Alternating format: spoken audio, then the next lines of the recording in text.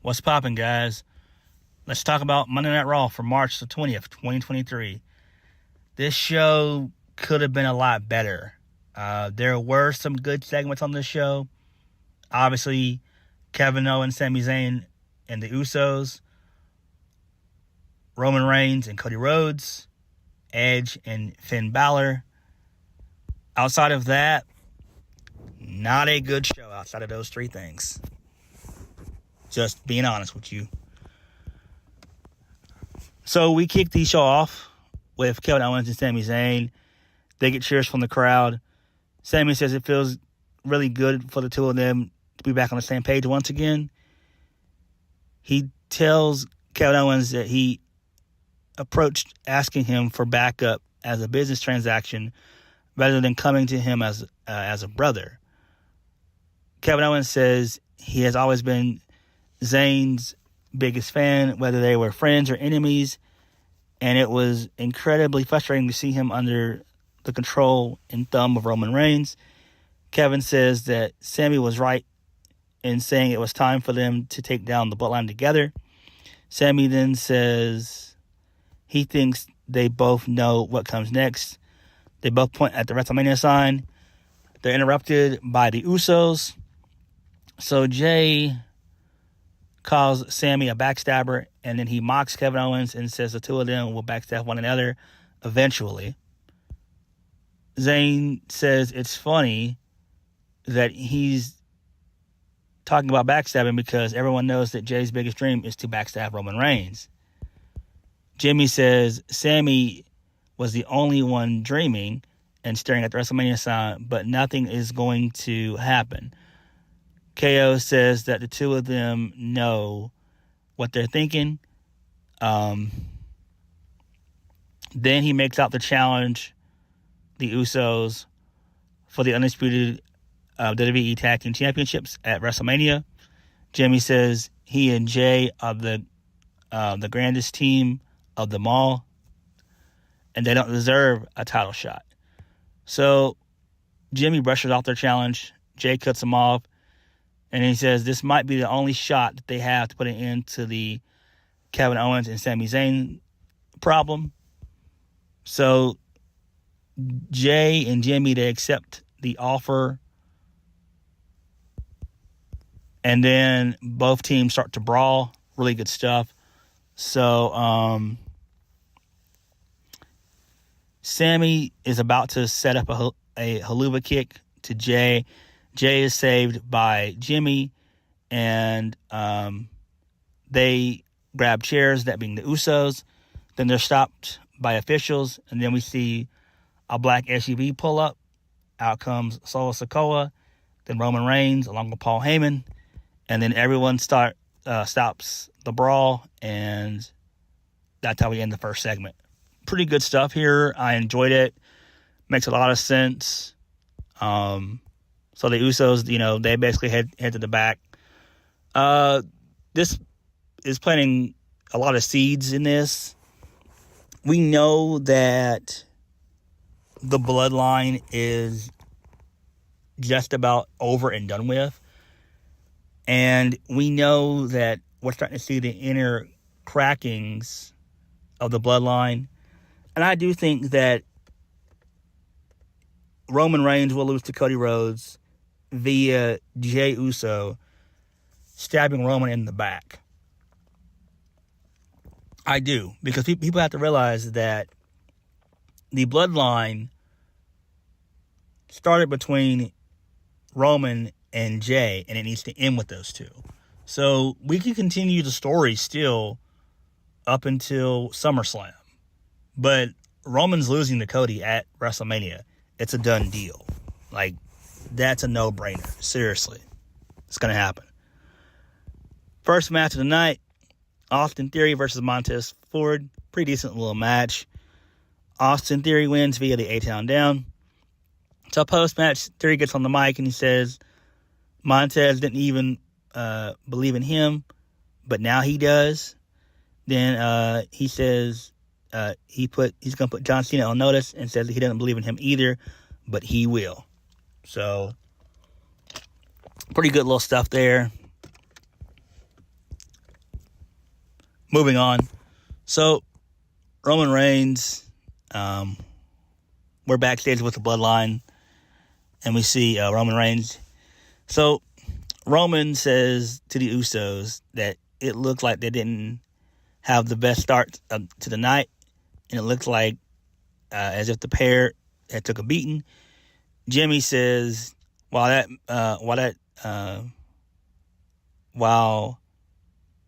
that did happen, nothing can hurt him like being torn away from Jay. Jimmy says they'll put an end to Sami Zayn and Kevin Owens at WrestleMania. So Reigns dismisses everybody except for Jay. So Reigns, from the commercial break, tells Jay that it's been a minute since he's seen or heard from him. Roman says that he had to beg Jimmy for answers, but now he's making decisions. Roman tells Jay that he has to be a part of the Bloodline to make decisions, and then asks him if he's still in the Bloodline, if he's still with the Bloodline, and if the Bloodline is still his family. Jay said yes, he is, and Roman says he hopes so. Roman says that's all he needed to hear. Then he tells Jay he'll see him later.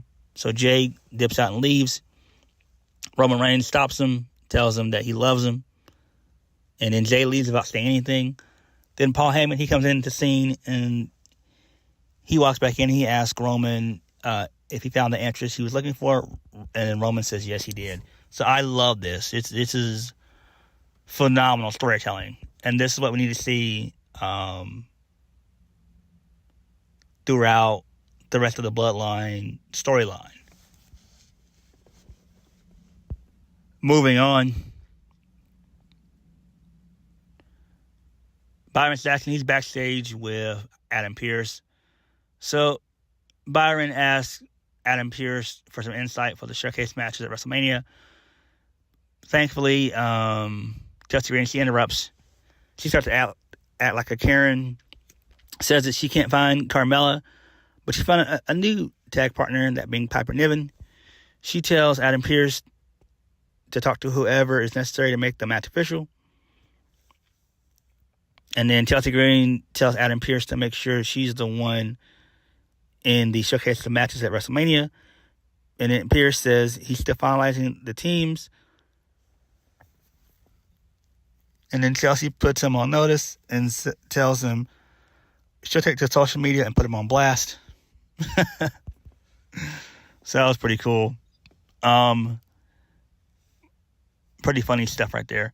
Moving on, we see Omos backstage, and he heads to the ring. So it's Omos with MVP versus Mustafa Ali. Omos wins via the sit-out choke slam for the 1-2-3, the two-hand choke slam. So post-match, MVP gets on the mic and says that Omos fears no man or beast, but Brock Lesnar will learn to do so at WrestleMania. So, okay, I'm fine with that. The build is okay, and like I said before, we all know that the match is going to be notoriously short.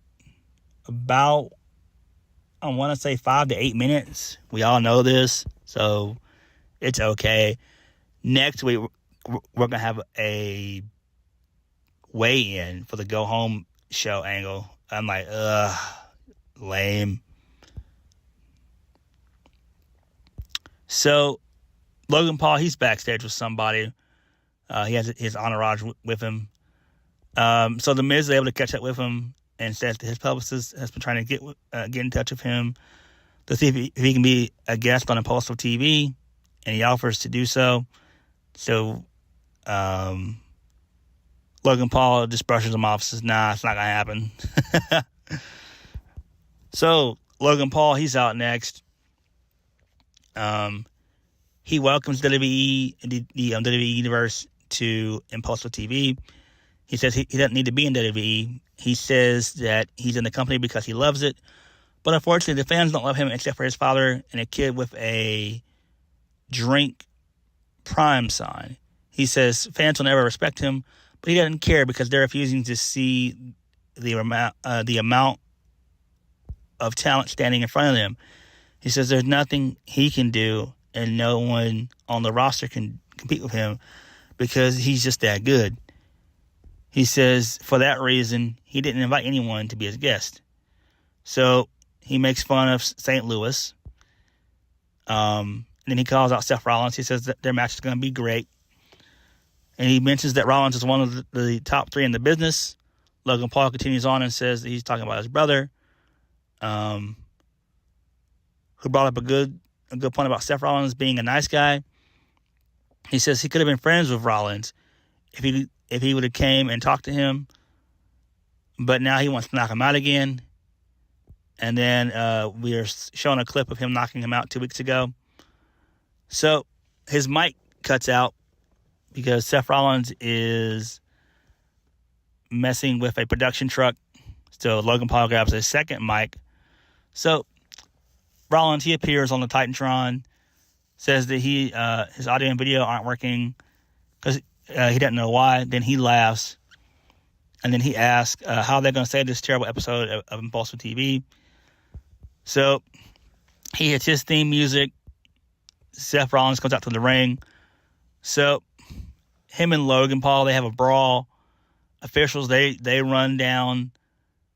And so Logan Paul, he breaks free. And then Seth Rollins tackles... Logan Paul breaks free and he tackles Rollins over the announce table. So Seth Rollins then trips Logan Paul on top of the desk. And then officials are separated by the two men. Separated by... my bad. The two men are separated by officials. And then Rollins, he attempts to top. He attempts to deliver a splash. Paul dodges, and then he's able to hit a right hand, and Seth Rollins goes down. So, pretty good stuff here. I'm excited for this. Great heel heat for Logan Paul. He probably will end up going over in this match anyway. Makes sense. Rollins has been taking a lot of L's over the last few years, really. And I don't see why Rollins needs to win here. I don't see there being a Rollins-Logan Paul 2 feud. I just don't see it. This is just something, a one-and-done type thing. Next, Dominik Mysterio with Damian Priest versus Johnny Gargano with Dexter Lumis by his side. So Dominik, he wins via the frog splash. And it was kind of cool what they mentioned on commentary about Grayson Waller and everything else. That was pretty cool what Corey Graves and Kevin Patrick mentioned on commentary about Grayson Waller and Johnny Gargano. So post-match, Dominik, he gets on the mic and says he won't stop until he gets his match with Rey Mysterio at WrestleMania. He says the entire Mysterio family will be at Smackdown this Friday. Then says the same family who blocked his number and kicked him out of the group chat. He adds that he will get Rey to say yes when he meets his mother face to face. Because he's going to ask his mom. So this is great. I love it. Really good shit right here. Because I think what they're going to do is Angie probably is going to deny Dom. No, she's going to deny his request. And Dominik's probably going to either push her or slap her. And then that's when we get a decent brawl between Rey and Dom. And that's when we make the match official. That's what needs to happen. Because that would get so much heat on Dom. And he's already a heat magnet. Already a heat magnet. This would give him nuclear heat. And I do think, if Dominik either pushes or slaps his mom, that's going to cause Rey to, definitely whoop Dominik's ass. And we all want to see that. Moving on, So the Usos and Solo Sikoa, they're backstage. So Paul Heyman walks in. He asks them if they're waiting for Reigns. So the trio says that they are. Heyman says that the private jet is waiting for them so they can take the night off and indulge in shrimp, crab, lobster, and something. I think it's Maui Maui or something like that. I don't know. So, it seems really good, though. So the Usos, they leave. But then Heyman says Solo needs to stay because Roman wants to speak with Solo. Pretty good stuff. Moving on. So Edge, he's in a candlelit room, a room with candles around him. And I love this. This was a phenomenal promo. So Edge says that he's a hostile man and says that he'll savor every moment of his Hell in a Cell match with Finn Balor. He also mentions The Undertaker about, having worked with him, saying that it's caused him to be this way. It's caused him to be sick and demented. And he loves the taste of steel. And he loves the taste of pain. So he tells Balor to bring his demon because the devil would like to meet him. And I thought that was really cool. But again, this feud does not need Demon Balor or Brood Edge. It just doesn't need to come to that. I really don't think that needs to happen. That's just me. I think it's good in execution, but in general, no. Like, it doesn't really need it. We already have the Hell in a Cell, So, I don't know, but it was great. A great promo. Moving on. So, Rhea Ripley, she's out next, and she says Charlotte Flair told her on Friday that she needed to be a star, but the one thing she doesn't agree with is living in the past. Rhea says Charlotte keeps doing that by bringing up the WrestleMania match from 3 years ago. Rhea says she participated in that match to earn respect. Rhea says she doesn't think Charlotte respects her because she doesn't respect herself. Then says when you hear the name Rhea Ripley, all of your insecurities come to the surface. Rhea tells Charlotte Flair every time they've gone to war, she's gotten up and keeps going. Rhea says Flair keeps people down, but not her. Rhea tells Charlotte she's done, and without her, and tells her without the WWE, she's nothing. She says she doesn't even care about Charlotte's insecurities or whether she respects her because she will become the champion at WrestleMania and will become the biggest superstar in WWE. She says she doesn't need Flair to respect her, but she will fear her. And then Damage Control enters, and I immediately get upset with this because this is just stupid. So Bayley and Dakota and Io, they all hit the ring. So Bayley says she was just waiting for her to mention her name because Damage Control respects her. Bayley says anyone who puts Flair in her place has their respect. Then says Rhea could have asked her for tips since she pinned Flair during her first WrestleMania. Then Rhea says she doesn't need their help, and Bayley says she thought she would say that. So Bayley tells Rhea that she's gotten too cocky and says Raw is Damage Control's show. So Rhea then laughs and says, while she may not be ring ready, if one of them wants to try and get her out of her ring, then they can try. So Bayley then volunteers, and Adam Pearce is looking at this backstage, and so he makes the match official. Rhea Ripley versus Bayley. Rhea Ripley wins via the Riptide, and also towards the end of the match, Damage Control and Lita, Becky Lynch, and Trish, they all brawl. So I'm just like, this is so stupid. It didn't need to happen at all. I have no idea why they're putting two heels together. I don't know. It's the dumbest shit I've ever seen in my life. The dumbest shit ever. So, Chad Gable, he's backstage. He's searching for Otis. He finds him. And so Otis is getting a manicure. And he says that he knows he's been busy doing his modeling stuff. But Chad Gable says he got them into the Fatal 4-Way tag match at WrestleMania. So Chad says he needs him at ringside when he takes on Ricochet tonight. Every damn week, Chad Gable's always wrestling. Every single damn week. Every damn week. It never fails. So Maxine Dupree, she walks in and she says she's got a stellar opportunity for Otis. It's a hand modeling gig. So Otis, he declines that offer and he attempts to join Gable. So that sets up for Ricochet and Chad Gable. So basically the Maximum Male Models, they get involved. Well, no, not Maximum. Maxine Dupree, she gets involved. So Ricochet wins via the Shooting Star Press for the win. Okay, cool. Who really cares, though?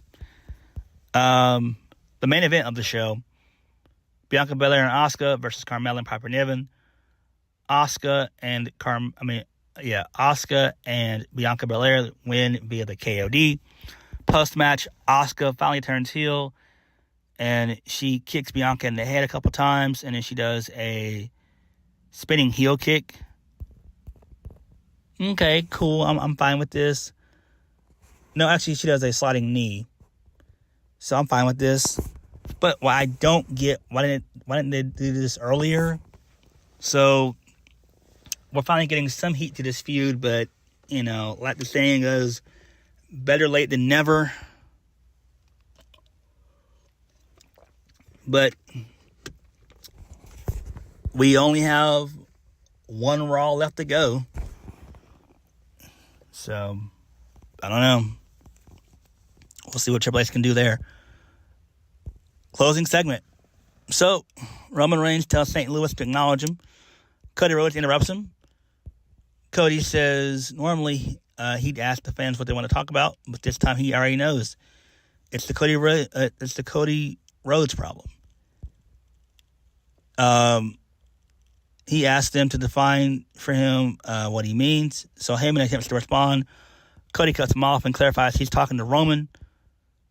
Roman says Cody isn't the problem, but what he represents is. Roman says Cody is what they used to be, and that is a professional wrestler. Reigns says Cody didn't want to be Stardust. He ran away. He says Reigns says Cody started a promotion he couldn't get over in and ran away. Then says he got over when he came back to WWE and his body gave out. Roman says Cody won't finish the story on April 2nd, but then his real moment will come on April 3rd when he looks in the mirror and has to confront the adversity again. He says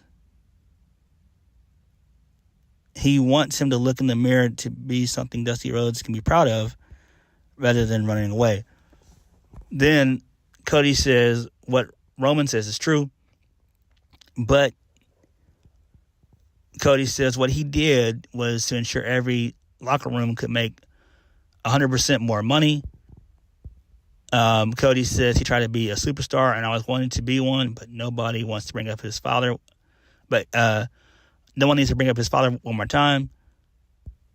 Cody says he'll vomit if he hears his father's name again. And the only thing that Reigns will see at WrestleMania is him. He mentions that his brother works in another promotion, a.k.a. AEW.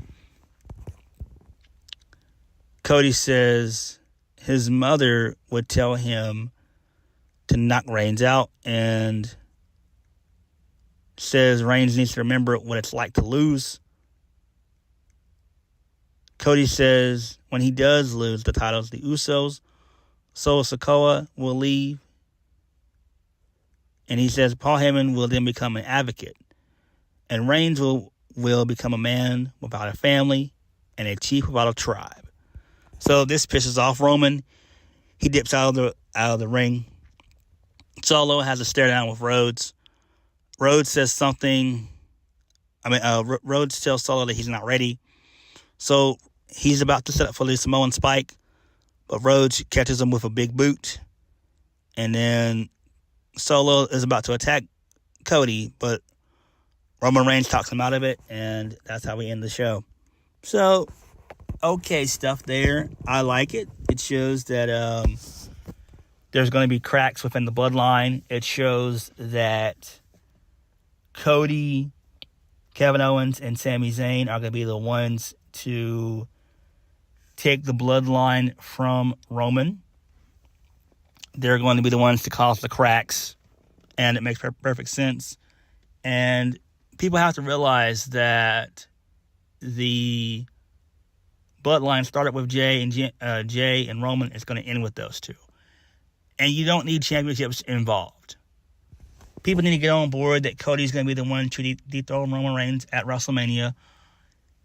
Why would they have Cody lose at Mania and then try to get redemption at SummerSlam? It doesn't make any sense to me. No. That's not the story at all. The story is when Cody wins, the bloodline crumbles. And that's just straight facts. Because I think what's going to happen is the bloodline will turn on Roman. And this will cause Roman to go babyface. Who knows? Maybe Sami Zayn could turn on Kevin Owens and rejoin the bloodline. You never know. So anything can kind of happen. So I'm excited for that. Raw this week was not good. And that's not good since WrestleMania is next week. That's not good. Triple H should have done a lot better than what he did. The only saving grace of the show, bloodline stuff, Edge's backstage promo, and Dominik and Rhea. That was it. Everything else was not good. Just not good. And it sucks because there's only one Raw left to get everybody on board. Hopefully SmackDown this week will be a lot better, and hopefully we get a little bit more depth with certain stuff. But Triple H has to really try these next 3 shows. He has to really try extremely hard on Raw. On SmackDown, and then the go home shows for next week. He has to hit those out of the park. But what did y'all think? Let me know. Hit the like button, comment down below, and subscribe for my videos. I'll catch you guys later. Peace.